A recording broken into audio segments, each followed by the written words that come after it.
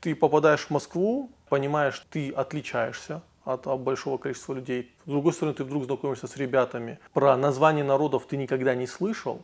Вот я за одной партой оказался с парнем абазином. Я к своему стыду даже не знал, что тут, абазины, что существуют они. А потом ты погружаешься в историю, ты понимаешь, насколько ваши истории близки и как они связаны. Начинаются поиски самоидентификации. У кавказцев, как правило, есть вот то такое лоно собственной культуры, где ты можешь спрятаться от глобализма, где ты можешь почувствовать собственную самость.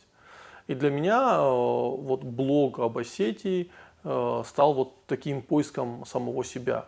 И в этом поиске мне помогало огромное количество людей, эмоционально и морально поддерживают. Понимаю, что это такая важная часть жизни для меня, что не делать это, не погружаться дальше в историю Северного Кавказа я не могу. Мне просто жизнь станет пресной.